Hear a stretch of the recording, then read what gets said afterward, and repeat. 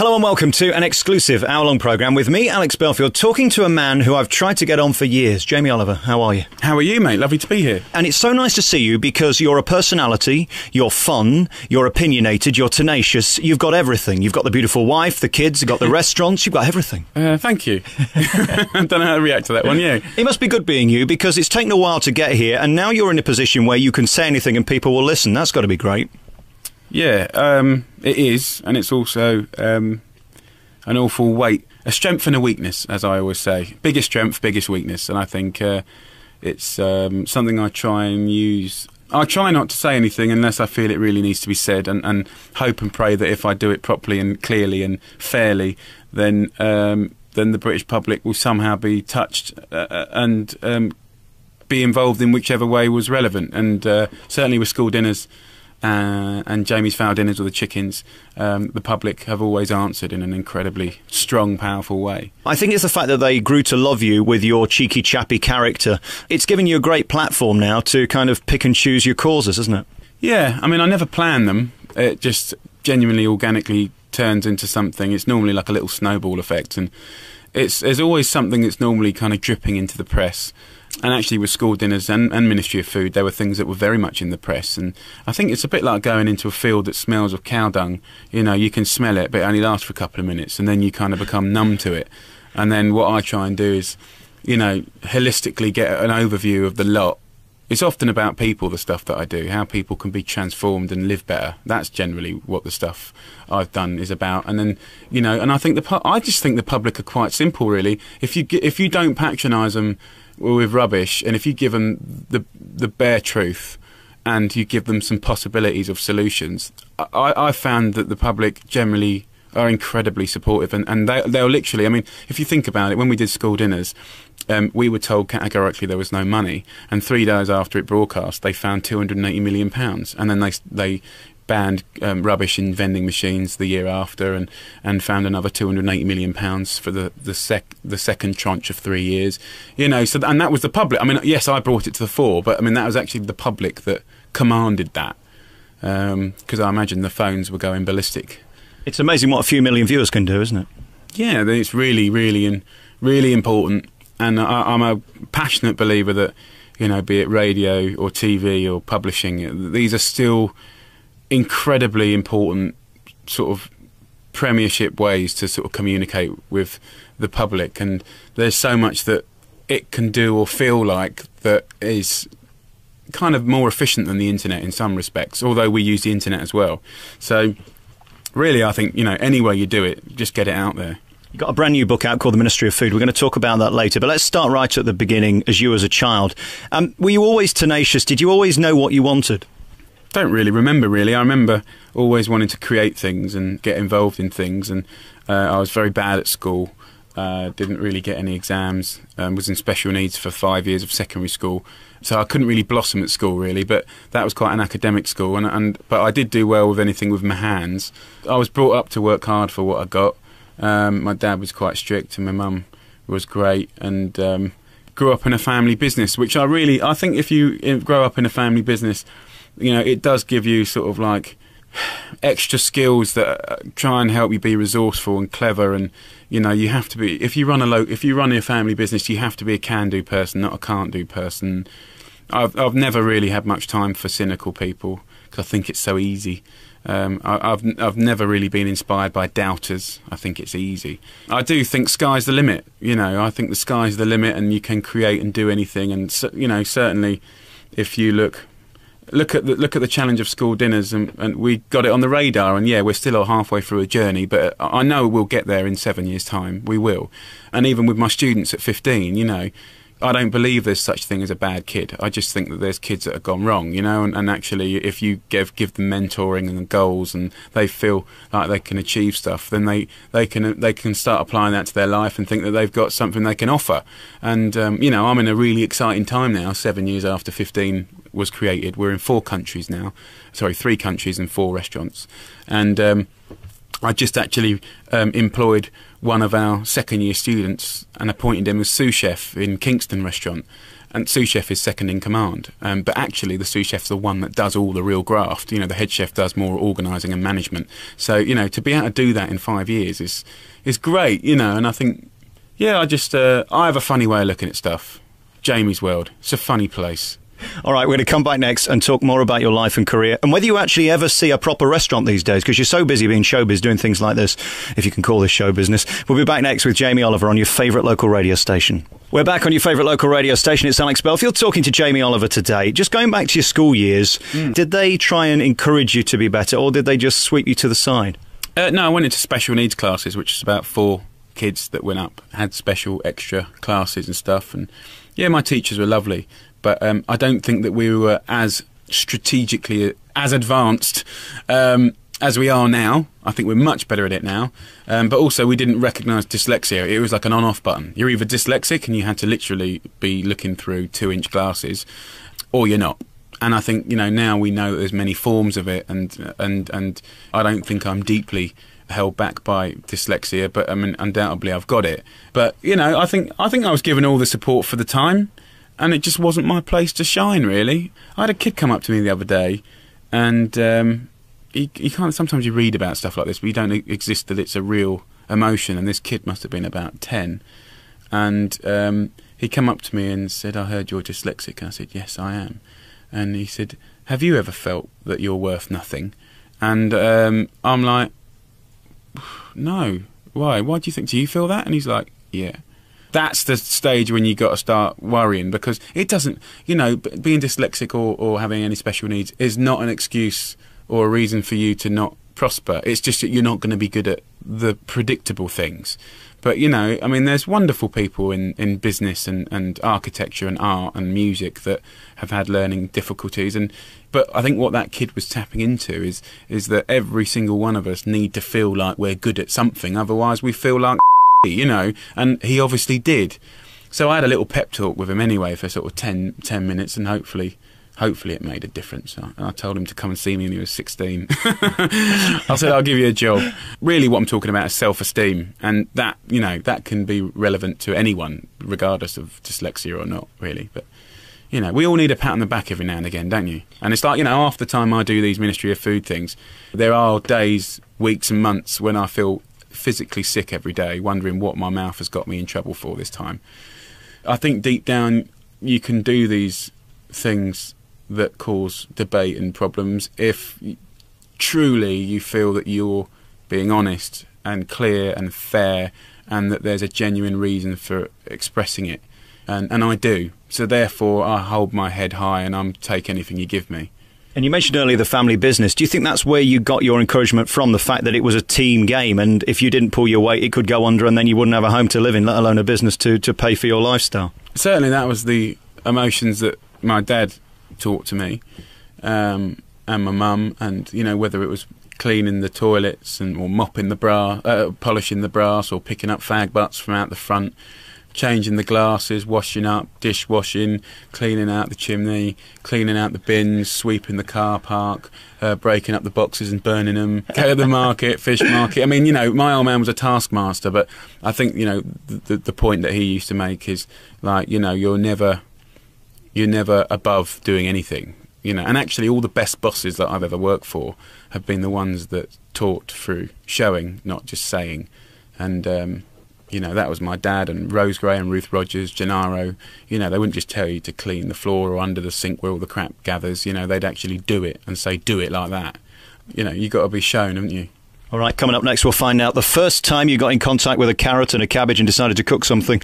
We'll do it next on your favourite local radio station. We're back on your favourite local radio station with Jamie Oliver. We found out about the school years. Maybe they didn't go as well as they could have, but then you found food. The cleaning stuff probably wasn't that enjoyable nor glamorous, but then you went into the kitchens and you discovered the art of cooking. Is that right? Yeah, I mean, about 8 I started cooking in the kitchen with the boys. It just felt like quite a physical place where the banter was. It was quite physical, smells. You know, I wouldn't say I fell in love with food, but I fell in love with being one of the boys and being able to use a knife and be able to cook. And I did that as my weekend and summer holiday jobs for pocket money. And, you know, I think I got quite good quite quick, and I think I don't say that in a bullshit way. It's just that kids are good at stuff. Kids are really good at stuff, and you look what they can do, dancing or on a BMX or do you know what I mean? Or football and stuff. I mean, they're incredible, and it's no different in cooking. I mean, and I use a knife as good now as I did when I was 12. But yeah, I kind of wangled my way into the kitchen from the wash up. Sort of stayed there really, and as I was doing badly at school, I in my work experience, when I did my 2 weeks work experience or whatever it was in those days, 3 weeks, that came back a star, and actually one of the guys that was working in the restaurant that I went to work in left through slightly dodgy circumstances, so I was left as a 14-year-old to run that section, and actually I actually ran it very easily. But I ran it because I knew the business well by then, because I'd already run sections in my own dad's place, and kind of got them out the shtuck for a couple of weeks while they found someone to replace. So my school results were coming in dodgy, and then my work experience was coming in like really good. So that was good. Then I thought, well, I quite like this. Maybe I'll stick to it. And then you go on to be one of the world's best chefs. How does that happen? Because I think you've proved we can all cook, but we can't all necessarily cook brilliantly or to the standard where you're going to pay 100 quid for a meal. Yeah, I mean, I wouldn't say I'm the world's best cook. I don't even want to be the world's best cook, but I mean, I think I might be one of the world's best food lovers, and I'm a pretty damn good cook, but I wouldn't say I'm the best. But I mean, I think I don't look at cooking as a competition like that. I mean, a lot of the stuff that I find most inspiring is simple stuff. But yeah, I mean, I'm as surprised as anyone that I'm sitting here doing this interview. Really. I mean, I think, at the end of the day, sincerely, when I was 21, I got found at 21 or 22 at the River Cafe, and the day that they were filming there, I wasn't even, that was my day off of the week, and I was brought in because someone was sick, and the only reason I went in is because even though I was being told not to go in because I was supposed to be having a day off with the missus, I knew that when one man is down in the kitchen, that upsets the whole day for the whole team. So of course I went in because I came from a family business, and that was the day when they were filming. But until that point in time, honestly, I was more than sold and enthusiastic to go into an industry that would largely leave me fairly unwell off, and have long unsociable hours for the rest of my life. And why would I think anything other? Why would I presume that I'd go to #1 in the book charts 2 years later? Bonkers, totally bonkers. What a journey. God, the last 10 years have just been like a roller coaster on acid. What always amazes me about people like you is how hard you work. And to be a proper chef, it isn't just 8-hour days, it's 10, 12, 14, 16-hour days, as long as you want them to be. And what also fascinates me, at 10 o'clock in the morning, you're there preparing. And after we've left, having had our dinner at 11, you're still there cleaning up. It's a really horrible job, isn't it, if you take it at that level? I think it's long hours and unsociable, but at the same time, I think, it's a job not driven through commerce but through passion, really. I mean, I know lots of chefs that, like me, do it because they love it, and maybe one day they might have the honour of opening their own restaurant or being a head chef somewhere where they can express themselves like in a theatre, I think that's the big thing. Absolutely, there's people that are there because they're lost and don't know what to do, and the industry gets a handful of those too. But I know a lot of people that earn a fortune in the city and hate it every single day of it, with a passion. And it allows them to do what they want in the rest of their life, but actually for 14, 15 hours a day they're miserable as sin. So I think everything's a balance, really. But I love it. I think it's brilliant, and yes, the hours are unsociable, but you can kind of be creative these days. I think there's lots of different types of jobs in the industry, and if you've got a good boss, then they'll let you be creative about what you work. Coming up next, we're going to talk about the Ministry of Food, the new books in your stores now, and we'll talk about the TV years and why the ladies love you so much. God. We're back on your favourite local radio station talking to Jamie Oliver today. It was kind of luck then that you got the TV career you've got. You weren't meant to be in, they saw you. So that's just down to personality, isn't it then? Somebody somewhere thought that you were great at what you did. You came across in a good way on camera. That's a lot of luck, isn't it? Yeah, hell of a lot of luck. You're a bit like Jay McDonald on The Cruise, aren't you? Yeah. Basically, me and Jane got a lot in common. Now I make telly and understand it. I think that I can see why I was picked up now, because basically in 3 minutes I'd express quite a quick recipe very clearly, as well as being busy in the frenetics of a busy restaurant, you know. And I think, you know, the lessons to be learnt there is like, you know, it's quite easy to do a cooking recipe to camera and for it to go on for hours, and then once you edit it, it's still hours long, you know. So I can kind of see now why they picked up on it. I mean, in actual fact, it went out on the night when I was working as well, so I never saw it. And the next day, the phone started ringing, but they were largely from internal calls taking the mickey, pretending to be the BBC and stuff. And then about 1 o'clock that day, the calls really did start from real people from, I think it was Granada in those days. I think the Beeb was in there. There was a couple of independents in there as well. So I had 4 people phone me up that day, and I told them all to shove their own head up their backsides. And I was more than rude because I thought it was my mates at work. And I'll never forget. And I spoke to a guy called Stephen Serby, who worked for Optimum Television in those days. I think he's at BBC Bristol now.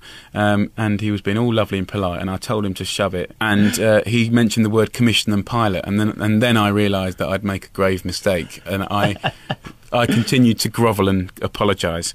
But yeah, it all happened pretty quick. I mean, by the time I was 23, we had a best-selling book and a TV show that was getting, you know, 4 to 5.5 million viewers on BBC Two. Yeah, Gordon Bennett. You know, it was mental. And how have you managed to keep your feet on the ground? I think it's so admirable that you don't do the lads' mags and all that rubbish and be seen kicked out of pubs on your backside. Is it because in those days in the beginning you were too busy to be showbiz? I think my work effort has never changed since whether I was on telly or not. I've always worked the same sort of hours, 18 hours a day, worked as hard. Don't know, really. I think, you know, I've got good friends and family. I'd like to think I'm reasonably predictable, possibly even a bit well-behaved. I could probably do with being a bit less well-behaved, really. But most importantly, you know, I think, you know, what I've tried to build up over 10 years is trust, really. And there's nothing sexy about doing anything apart from important, fair work, really. So that's kind of why things like Jamie's Kitchen with 15 and school dinners and Ministry of Food, I think, you know, they were never intended. You know, at points in time I felt they were important to express, and I still stand by that now. And going back to the school days, how did you feel knowing that suddenly you'd become the star and you'd created something, regardless of how big that was? You were successful. No, I mean, I think when you get out into the big wide world, relentlessness is what's required to go beyond your wildest dream. And I truly believe, you know, I know there's people that don't like me, and I know there's people that do like me because in a funny way, my relationship through books, I think books is quite an interesting one. Like, to flog a book's quite hard. I think it's a tough industry, and for people to pick it up and trust it is something to be, you know, worth protecting, I think. And really importantly, being honest and a good person, I think, has been the sort of cornerstone of what I've tried to do for 10 years, really, because in my game there's a lot of horrible people, and I've seen them build up and become amazing based on being quite rough and horrible. And actually, when it comes to coming down, those people aren't there to catch you. And I think, you know, that it's never one person that does great stuff. And I can honestly say, like, all the great things that I've ever done, I could never have done on my own. I've got an office and gang of people that work as relentlessly and for me, but also for things they feel are important, really. I think I'm in good company. You know, I think that's the key, working with good people. You know, that's just absolutely... I think I try and think quite long term as well. I mean, I think, you know, things like, I mean, think about school dinners. I mean, I knew it would take, and I said on the programme it would take 13 years to fix it. And I think that's still about right. And we're reasonably on track. But, I mean, we could be doing better. But we're pretty much on track. But it's just funny, isn't it, really? I mean, I think it's good times, really. But still freaky. I'm only just starting to pinch myself, actually, 10 years down the line. I tell you when I realised you'd made it, and this might seem nothing to you, but I was over in New York last November, and there you were on David Letterman, making him laugh and doing your shtick with his shtick. And it was just so funny and original, and it really took me back to those original days of what you did on BBC Two, which was the refreshing something new Jamie Oliver. How does it feel for you when you're being flown out there to appear nationally in America because they love you? Well, it's a massive compliment. You know, I think the bigger compliment is... basically, whenever I'm in New York, I can go on the show. I've been on there 9 times now, which is basically once a year for the last 9 years. I mean, we talk to each other like friends now rather than guests, host and presenter or whatever. And it's the same for Jay Leno and the same for Oprah and Martha. And I think, you know, what they don't want is someone that's duff and can't express on telly. So, you know, I go there, I do my job, I try and do it really, really well. and hope for the best. And they kind of quite like the British lingo and stuff. But my heart's here in Great Britain. Really, I mean, deeply passionate and patriotic. I am. I think we've got a great country here. So that's kind of, the fact that I love it is partly the reason why I've always done these slightly controversial programmes that don't necessarily please everyone. Just got to do your job, really. All right, we'll come back next with our remaining moments. And me, Graham wants to know, why does he need to use the F word? We'll be asking that question next to Jamie Oliver. We're back with our remaining moments with Jamie Oliver. I want to talk to you just about the TV thing again, especially when you're live or doing an Oprah or something like that. She's a big fan of yours. I saw that programme on Diva TV or something, and it's probably the most watched programme in America, and certainly if you're on there, you've made it. How do you deal with the fact that so many people are watching and it's so high profile and it's as big as you can get? Try not to think about it, really. In the early days, I used to get nervous like everyone else and throw up and myself and everything. But after a while of doing that, you get fed up with it. And I did. I used to throw up all the time, through nerves, butterflies.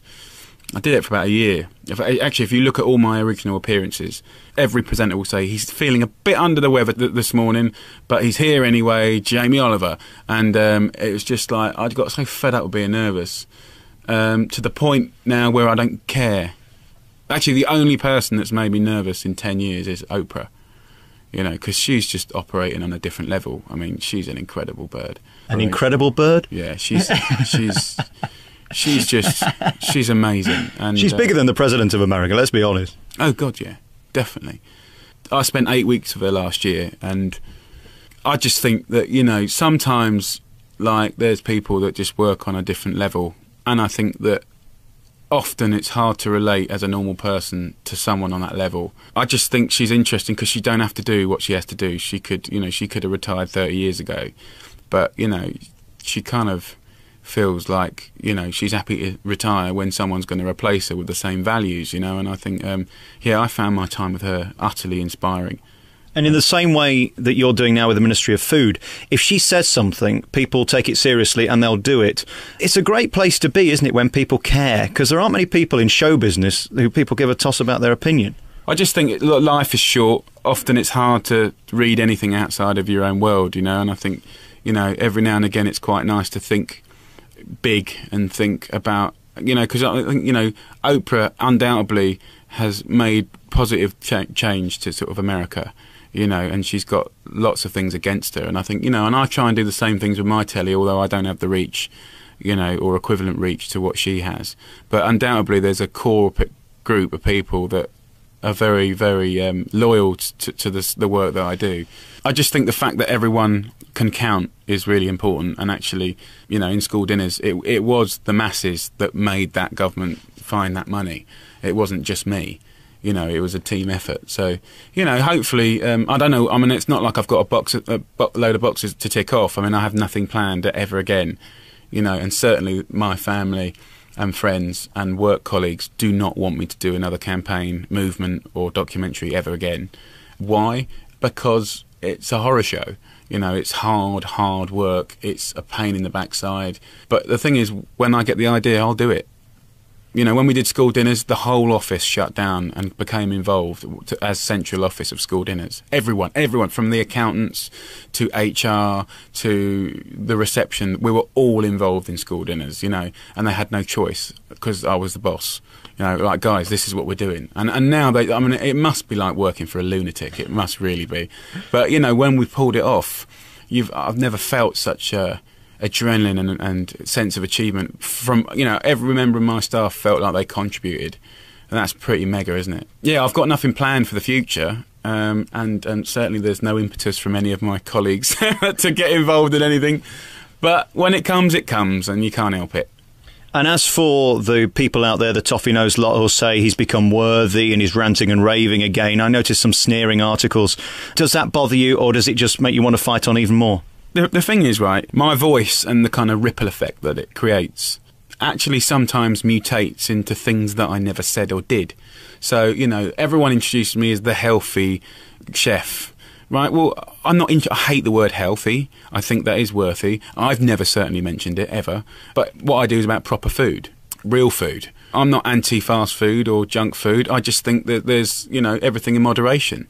So I think actually if most people knew me properly, I truly think that the stuff that I do is relevant and can tap into lots of people's sensibilities. But the thing is, obviously, once it's been passed down the Chinese whispers a couple of times, you know, people think that I am worthy, blah, blah, blah. I don't know. You know, I don't do these things for, like, critical acclaim. Everything that I've ever done that's actually gone well could have equally gone bonkers wrong. They're never a pleasure to make. It's not an easy ride, you know. So I don't know. I just go with me heart, really, mate. I certainly don't care what anyone else thinks. You know, it's nice when it works, but I mean, I think if you listen to everyone else on the periphery, then it confuses you. And I'm deeply paranoid about not being fair, and I think that's a good and rightful paranoia to have. But I think you have to be single-minded about stuff. You know, I mean, honestly, when I did 15 and set that up with all of my life savings at that point, my own father, my business advisor, friends told me not to do it. You know, so I had to be pretty strong to do it anyway, or arrogant, I'm not sure. Probably a bit of both. Maybe I'll have a nice quiet 40s to 60s. You'll see me on an island somewhere, sipping on gin and juice. And having watched the school programmes, I mean, it does go over into your private life, and that's such a brave thing to do, because you don't need to do it. Congratulations on that. And also the new baby. How do you feel about that? It's wonderful. It's wonderful. But I've got a great wife, you know. I mean, she puts up with a lot, but also I need her. I need her to approve in what I'm doing. I need her to be in support of what I'm doing. If she didn't support me, I wouldn't do them. And I think... And you know, look, I'm biased, I know, but I think the world's a better place for me doing them, or could be a better place one day. What I do will amount to something eventually that is a positive, important part of, like, British food culture. But I mean, like, she's great. She's very patient.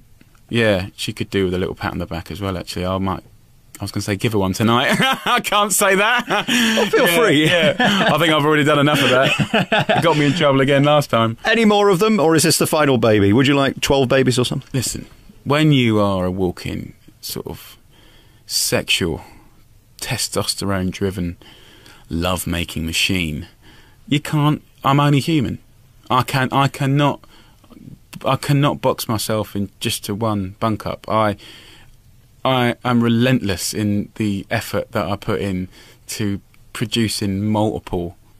I mean, you've got a lot to give, and you should give it. That's what I'm thinking. You know, maybe 30 or 40 children. Anyone for semen? Anyone?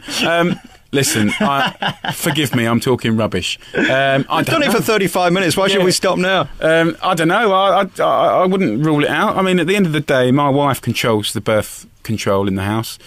You don't get involved with that at all? Look, I am merely a source of the seed. And, you know... Well, you're the man's man. If the seed can't be planted, then it won't be allowed to get anywhere near the mud, if you know what I mean. Yeah. These analogies, I'm losing the will to live, I think. It's been a long day. Thank you, Jamie. Really thanks for talking to us, because you're a top man and your intentions are so honourable. That's so nice. And good luck with this new book, The Ministry of Food. Your intentions are so good that you care about people. Yeah. Yeah, well, I think I'm very lucky. I think, you know, it's never ever light or shade, it's always both. You know, I think you just got to crack on and be positive, really. Congratulations on being you. I'm going to let you go now because you must go and make some more babies. Jamie Oliver, thanks for talking to me. Thank you very much.